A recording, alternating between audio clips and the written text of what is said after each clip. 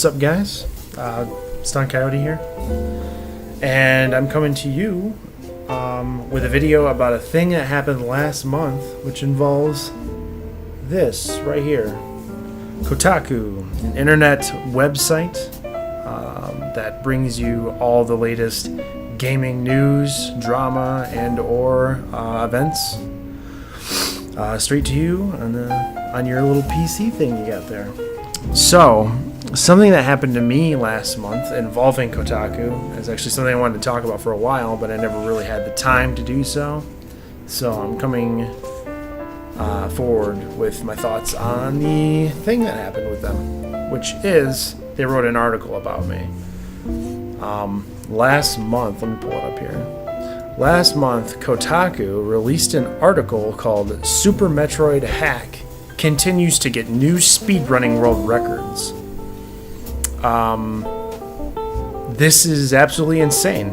I didn't know how to handle this. I still kind of don't really know how to handle it.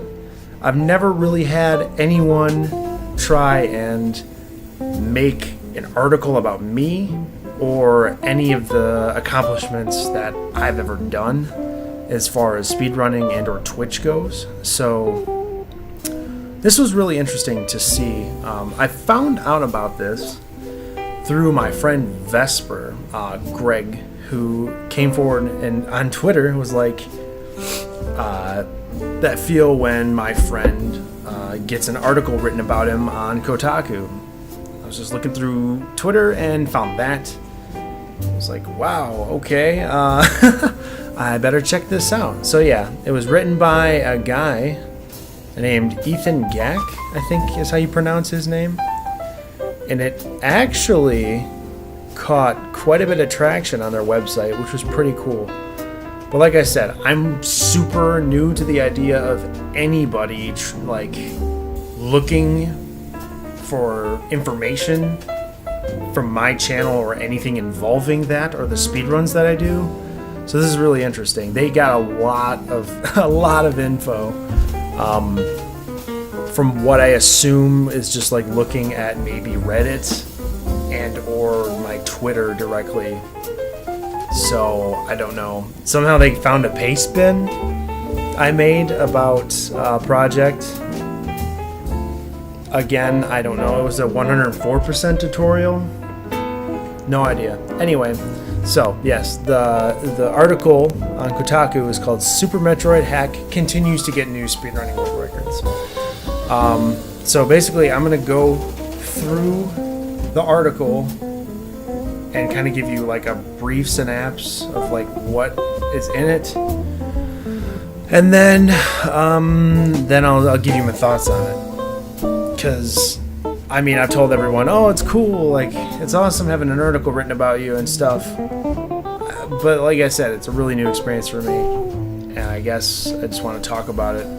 Also, there's some comments after the article from some people who read the article, and it's pretty interesting. So we'll read some of those afterwards.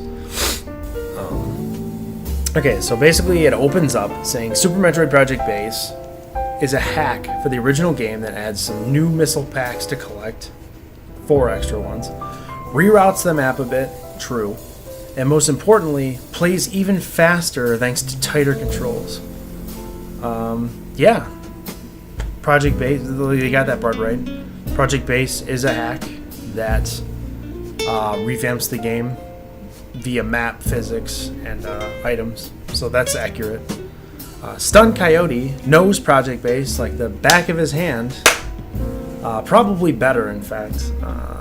Yeah, I'd agree with that. He's been speedrunning the hacked ROM since for years now. Typo, probably. He's been speedrunning the hack ROM for years. And now just set another world record in the game late last night. This was published about a month ago when my 4603 was finally a thing. So anyway, the 104% run now sits at 4603 and 15 milliseconds. Better than the previous one he set last October. So, yeah, so 15 seconds. What I think what they meant is 15 seconds better than the last. It's weird. Anyway, it's a 4603, which is 15 seconds better than the previous one I said last October. True. Because I got a 4618 and about, late October, and I was like, I'm done. I'm not going to touch it again. And now he is tantalizingly close to the sub 46 time he's been coveting for a while now. True. At the time it was. So it's pretty interesting. Project Base, the next paragraph says, Project Base takes the original Super Metroid ROM and tinkers around with the layout and Samus's movements to create a new version using the same engine. It's true. The graphics aren't improved, but the handling of the main protagonist is. Some would argue that, but okay. As a result, some players prefer to Super Metroid proper, and for speedrunners, the improved maneuvering is a dream come true. At least in the case of Stun Coyote, a runner who holds the world record for cult classics like Bushido Blade 2. Now, I think it's funny that they mentioned Bushido Blade 2 because Bushido Blade 2 is like the polar opposite of what Super Metroid is. One, it's not even on the same console. And two, it's like a fighter. It's like a samurai fighter versus like a 2D platformer. Nothing against them. I just think it's kind of funny. And it focuses almost exclusively on hacked versions of the classic SNES platformer. That's true. I do speedrun more hacks than I do the original. It's not hard to appreciate why after you take in the rapid elegance of one of his Project Base runs. Project Base is really fast. It's a fun run to watch. Let's see. Okay, so the next paragraph. A few other things about Project Base. The game is called that because the hacked ROM is used as a base version for other hacks to use and build on. Keep that in mind for later when we talk about a comment after the article. Okay. It has a 104% speedrunning category instead of the normal 100 because of 4 extra missile tanks added to the game, and for which the progress tracker has never been fixed. And finally, one of the game's many changes includes the ability for Samus to dash at full speed while in ball form. If you get Spring Ball, you can do Speed Ball. As the ROM hacks most prodigious runner, I don't know. I could name a couple others too. I'm gonna give honorable mentions right now. Galamaz, Linkemeister, Steelenbred, Hubert, Modistus. The list goes on. Scorf, Begrimed, the guy who made it. Electra. The list goes on. Anyway, I guess I did run it first. But yeah, so there's the honorable mentions. I put together a small but thorough guide to the best of the Project Base exploits. One of the most important is called Backdoor Dragon, referring to the game's waterborne crustacean boss who needs to be defeated in order to unlock the all-important space jump ability. He just explains. He takes a quote from my paste bin, which I don't know where he got that. That was like deep in my Twitter. I don't know if he talked to anyone to get that, or maybe they just somehow found it. I have no idea, but interesting. So, they talk about me explaining segmented short charging in order to access the boss room from behind, allowing players to not only use a space jump. So basically, what they're talking about is they're giving an example of something you couldn't do in vanilla to talk about Project Base. And then they quote me. Here's my quote. What you need to do is shoot a super and then immediately on the next frame press angle up and jump to diagonal spark upright. And the 2 pixels you move over to scroll to the right from the spark is just enough to keep the super on screen and hit the super block, allowing you early access to Space Jump, the Dragon fight, and eliminating backtracking. What's really funny is this strat, as of now, is completely useless. With the new version, this has been completely, it's unoptimal now. You don't have to do backdoor Dragon. So that's kind of funny that this is mentioned in there.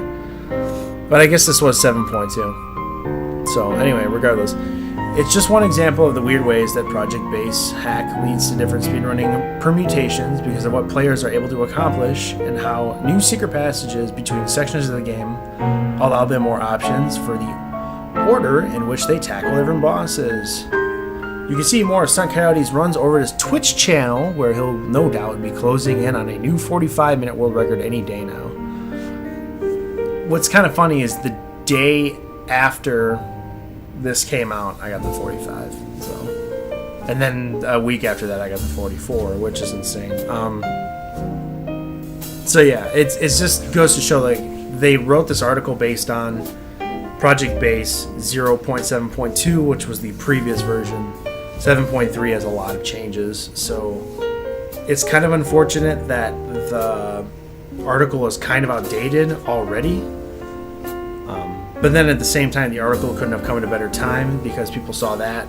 It gained traction for Project Base, and then immediately after Grime released 7.3, got a ton of people interested.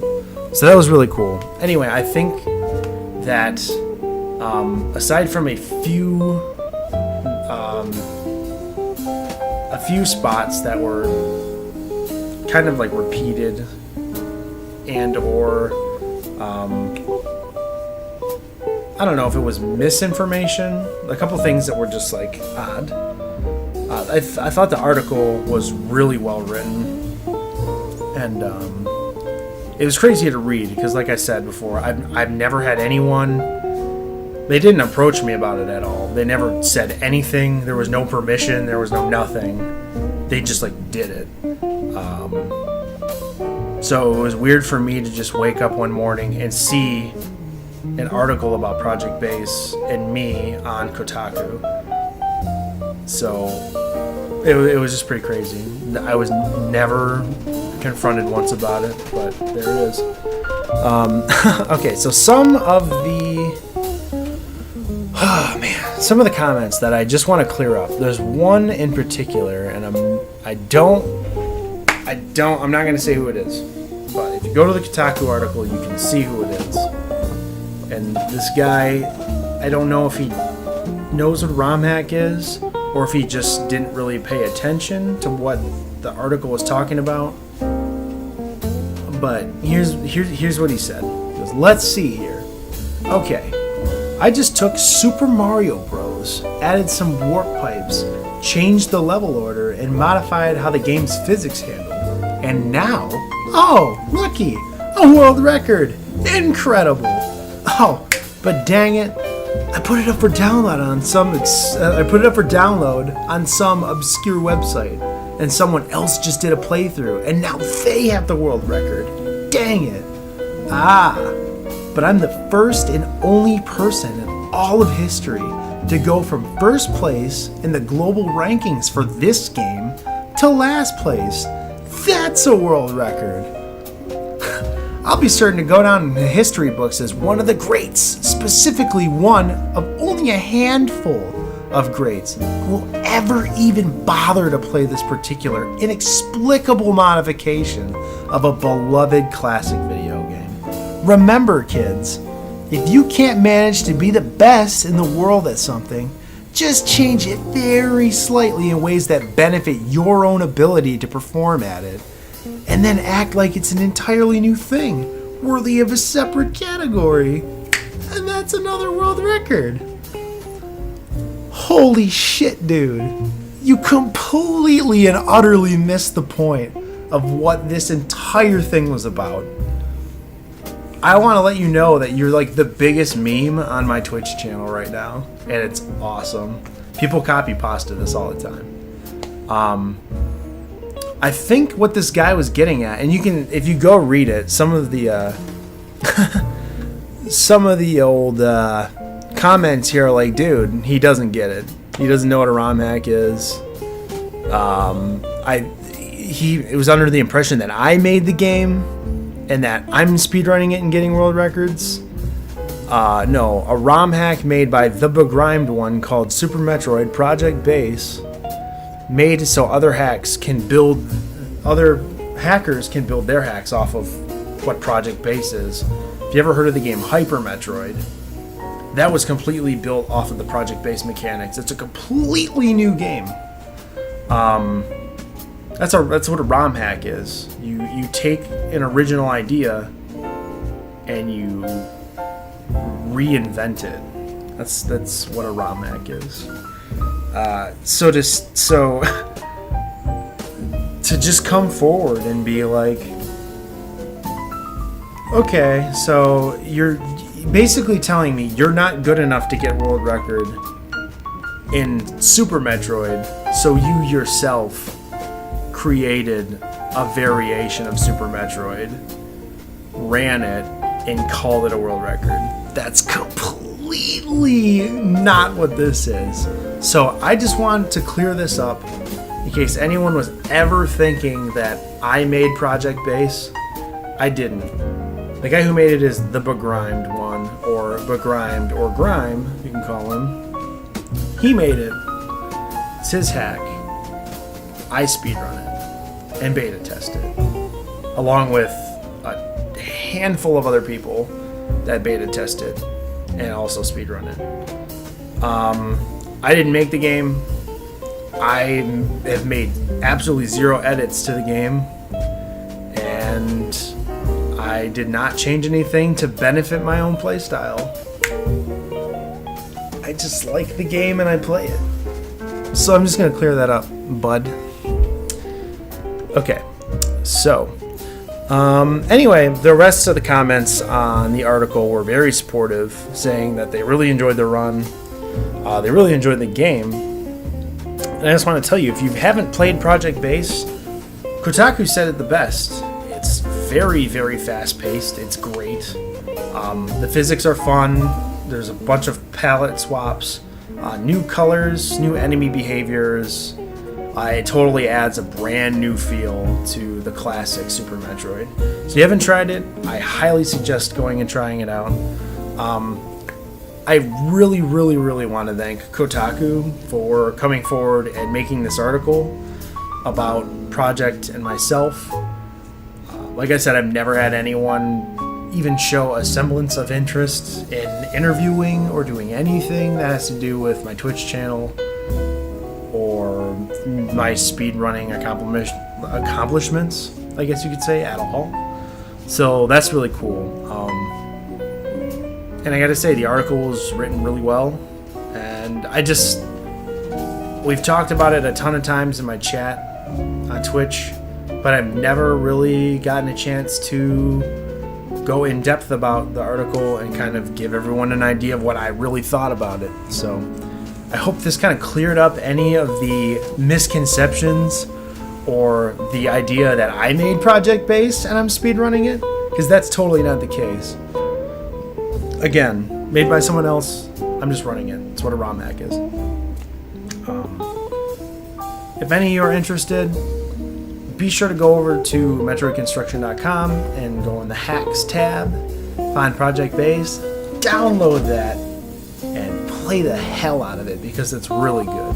It's a lot of fun. If you also want to see some live speed runs of it, you can check out my Twitch channel, twitch.tv/stuntcoyote, one word, STUNTCOYOTE, Stunt Coyote. You find me there. You can also look at some other runners: Linkameister, Gallimaz, Hubert0987, Ladistis, Steel and Bread, Count Gooby. There's a huge community. We have a leaderboard over on speedrun.com. But yeah, like I said, I just want to go over the article, and I think it was great. I had a lot of fun reading it, and it was pretty cool to have someone, be like, hey, we appreciate what you do. So, anyway, guys,